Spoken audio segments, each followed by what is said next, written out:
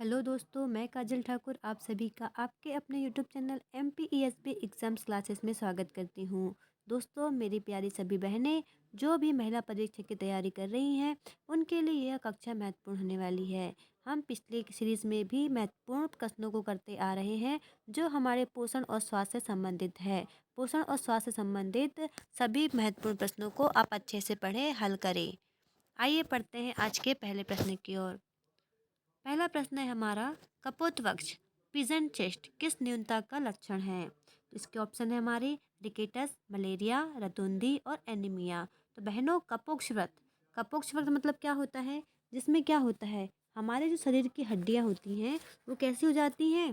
चिपक जाती हैं, पिजन चेस्ट के समान हो जाती है। उसे हम क्या बोलेंगे? रिकेटस। क्या होता है? रिकेटस। रिकेटस में क्या होता है? विटामिन डी की कमी होती है।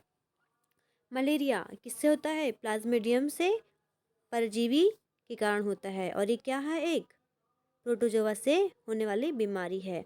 रतुंधी क्या होती है? रतुंधी हमारी विटामिन ए की कमी से होती है। और एनीमिया क्यों होता है? लौह तत्व की कमी से। किससे? लौह तत्व की कमी से। और रिकेटस विटामिन डी की कमी से। आइए बढ़ते हैं अगले प्रश्न की ओर। विटामिन सी का समृद्ध स्रोत है। पहला ऑप्शन है ताज़ा फल, दूसरा ऑप्शन है अनाज, तीसरा ऑप्शन है दाल, चौथा ऑप्शन है दूध। तो इस प्रश्न का सही उत्तर है हमारा ताज़ा फल। क्या है? ताज़ा फल। हरी सब्जियों में क्या होता है? Vitamin C. मतलब ताज़े और खट्टे फलों में क्या होता है? Vitamin C. आइए बढ़ते हैं अगले प्रश्न की ओर। जीवाणु की वृद्धि और बहुगुणन की सहायता के लिए इनमें से किसकी आवश्यकता होती है?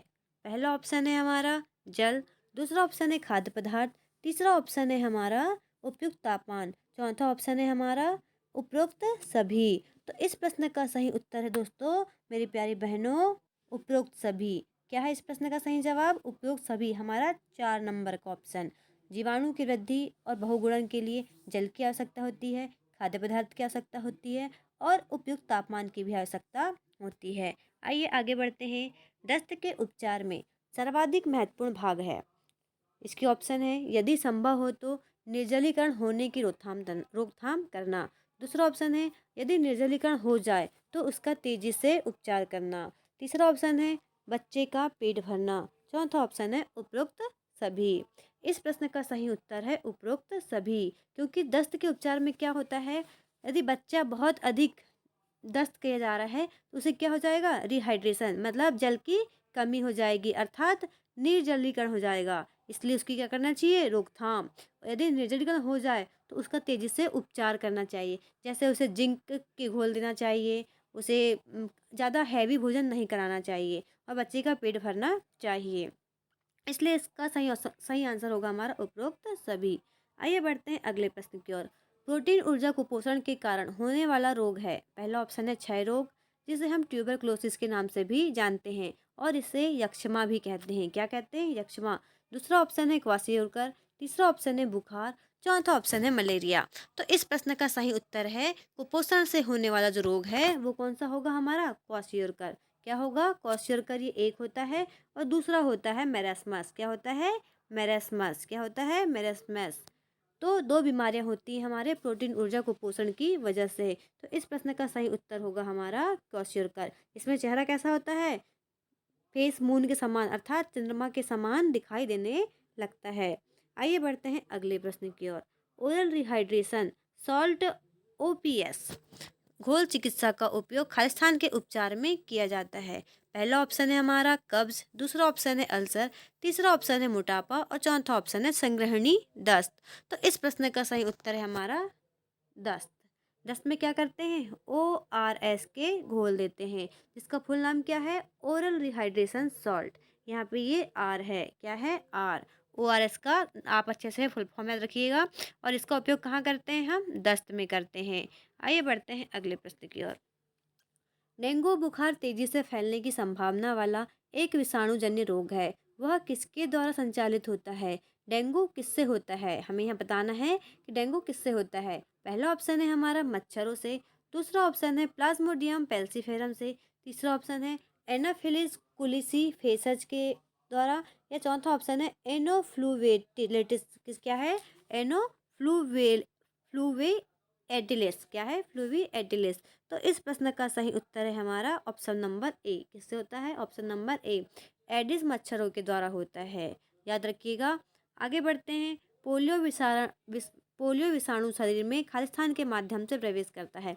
पहला ऑप्शन है मच्छर के काटने से, दूसरा ऑप्शन है संक्रमित भोजन और जल से, तीसरा ऑप्शन है खांसी से और चौथा है कुत्ते के काटने पर। तो इस प्रश्न का सही उत्तर होगा पोलियो होता है संक्रमित भोजन। किससे होता है? संक्रमित भोजन और जल से यह हमारे शरीर में प्रवेश करता है।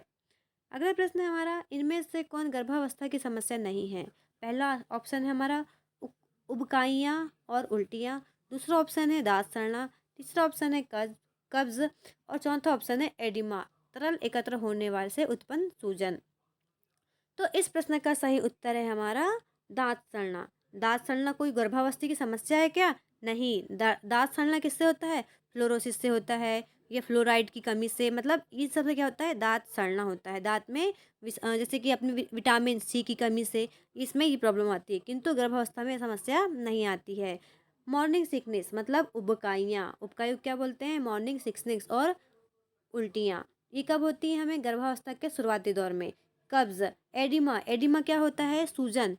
जहाँ सूजन होती है ना अपने बॉडी में, तो क्या होता है? वहाँ पे पानी भर जाता है जिससे सूजन हो जाती है।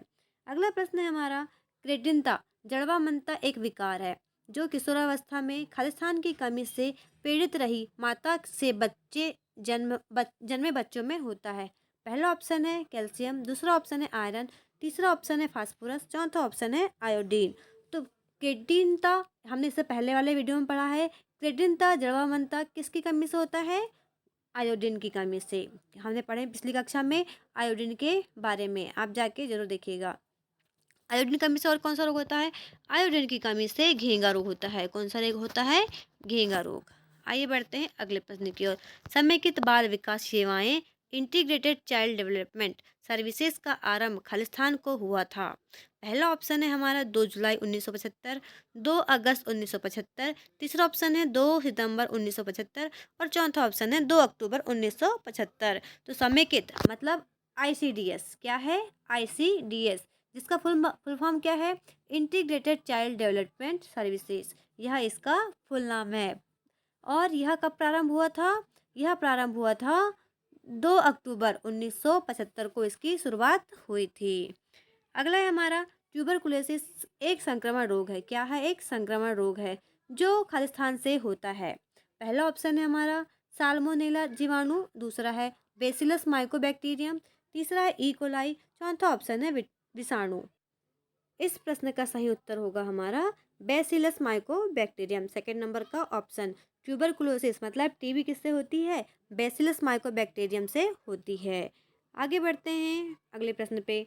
गर्भावस्था के दौरान माता और गर्भस्थ शिशु के बीच पोषक तत्वों, ऑक्सीजन और अवशिष्ट पदार्थों के विनिमय के लिए खालिस्तान उत्तरदायी होता है। पहला ऑप्शन है गर्भनाल, जिसे हम प्लेसेंटा कहते हैं, दूसरा ऑप्शन है हमारा फेलोपियन नलिका, तीसरा ऑप्शन है तंत्रिका नाल न्यूरल ट्यूब, चौथा ऑप्शन है इनमें से कोई नहीं। तो इस प्रश्न का सही उत्तर क्या होगा? गर्भनाल। क्या होगा? गर्भनाल, प्लेसेंटा। इसके माध्यम से माता और गर्भस्थ शिशु के बीच पोषक तत्वों, ऑक्सीजन और अवशिष्ट पदार्थों का विनिमय होता है। अगला प्रश्न है हमारा, इनमें से कौन सा पोषक तत्व अधिक ऊर्जा प्रदान करता है? पहला ऑप्शन है हमारा कार्बोहाइड्रेट, 1 ग्राम कार्बोहाइड्रेट, दूसरा ऑप्शन है 1 ग्राम वसा, तीसरा ऑप्शन है 1 ग्राम प्रोटीन और चौथा ऑप्शन है 1 ग्राम विटामिन ए। तो बहनों कार्बोहाइड्रेट कितना होता है? 4.2। वसा का 1 ग्राम में कितना होता है? 9.3। और प्रोटीन का कितना होता है? 4.1। तो बहनों इस प्रश्न का सही उत्तर है हमारा 1 ग्राम वसा। क्या है? 1 ग्राम वसा। वसा में सबसे अधिक ऊर्जा प्रदान होती है। अगला प्रश्न है हमारा, आईसीडीएस योजना के घटक कौन कौन से हैं? पहला है पूरक पोषण, दूसरा है प्रतिरक्षीकरण, तीसरा ऑप्शन है स्वास्थ्य जांच और चौथा ऑप्शन है उपरोक्त सभी। तो इस प्रश्न का सही उत्तर है हमारे उपरोक्त सभी। ये चारों क्या है? आईसीडीएस योजना के घटक है। धन्यवाद। आपको हमारी कक्षा पसंद आई हो तो हमारे चैनल को सब्सक्राइब अवश्य करें और लाइक करें। धन्यवाद।